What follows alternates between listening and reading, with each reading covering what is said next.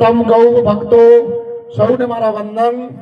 આવા નિર્મળ અને ભાગ્યશાળી માણીના દર્શન એ ગંગાનો તીર્થ સમાન દર્શન છે। આ કોઈ અવસર નાનો નથી। અત્યારના કળિયાવા હળહળ કળિયુગની અંદર માણસ સ્વાર્થી બનતો જાય છે। પોતાના જીવન માટે શું ન કરવું એના ખોટા કર્મો કરીને જીવન જીવી રહ્યો છે। એમાં એવા 5% કે 10% વ્યક્તિ એવા મળશે કે નિસ્વાર્થ જીવન જીવી રહ્યો છે। ધર્મ ટકાવી રાખવો છે। ધર્મ ટકાવવો હશે તો ગાય પેલી જોશે, પાણી પેલું જોશે, વૃક્ષ જોશે અને માણસની માનવતા જોશે। આ બધું હશે તો જીવ ધર્મ જીવતો રહેશે। ઘણા માણસો એવું કહે છે, અત્યારના અજ્ઞાની દૂઢ માણસો જે છે એ એવું બોલે છે કે બ્રાહ્મણો શું કરે છે? બ્રાહ્મણો મારા અને તમારી સંસ્કૃતિને ટકાવી રહ્યા છે, ધર્મને જીવતો રાખી રહ્યા છે, જમીનને ઉજાગર કરી રહ્યા છે, નિસ્વાર્થ ભાવે ગામો ગામ ઘરે ઘરે ફરી અને ધર્મ જીવતો રહે એના માટેનું અમૂલ્ય કામ કરી રહ્યા છે। એથી વધારે વિશેષ કામ શું કરી શકે?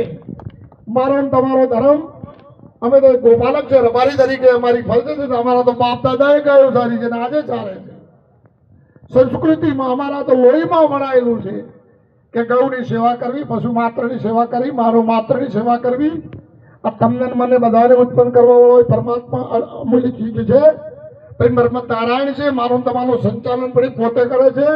હું કરું આ તો અજ્ઞાન અને રાવણ જેવા જેના વિચારો છે એ માણસ કહે કે હું કરું। હું તમે કાંઈ કરતા નથી, કરતો અર્થો પરમાત્મા છે। પ્રભુની પ્રેરણાથી હું તમે આ એક સારું મારું તમારું તો એક ભાગ્ય કે ભગવાનને આપણી દોરી નજીક છે કે મને તમને ગાવાની સેવા કરવાની તક આપી છે। એટલું આપણું જીવનની ધન્ય છે, આપણી પેઢી ઉજળી છે। મારા તમારા દાદાઓ અને પરદાદાઓનું પુણ્ય છે। તાર મૌન તમે ગાય હમો હાથ કરી ગૌશાળાની સેવા કરી રહ્યા છે આ યુગની અંદર। બાકી આ સેવા કરવી ગૌ દુર્લભ છે। માટે ગૌ માણસ પશુ પાત્ર માત્રની સેવા કરજો। સાધુ સંતો સમજો કે સાધુ સમજ આ દુનિયામાં નહીં હોય, બ્રાહ્મણ નહીં હોય, વેદ નહીં હોય તો તમારામાં વિચાર નહીં હોય। તમારે વેદ તો ઘરે આલ્યું ખાતા આવડતું નથી તો બધા ધર્મ ક્યાંથી આવડશે? એની કઈ રીતે રોંધવું એ નથી આવડતું। તપ એટલે શું? ધર્મ એટલે શું? વેદ એટલે શું? વેદ ને ધર્મ એટલે તમારી ઘરે રસોઈ કરવી, એમાં કેટલું મીઠું નાખવું, કેટલું મરચું નાખવું, કેટલું હળદર નાખવી એ શીખવે છે વેદ, એ ધર્મ શીખવે છે। કાંઈ ખારું નથી થાય, તમે રસોઈ પણ ન ખાઈ કહો। તમારા માનવ તરીકે જીવન કઈ રીતે જીવવાનું છે, તમે કઈ જ્ઞાતિમાં ઉત્પન્ન થયા છો, તમારો ધર્મ શું છે, કઈ રીતે જીવવાનું છે એ વેદ છે।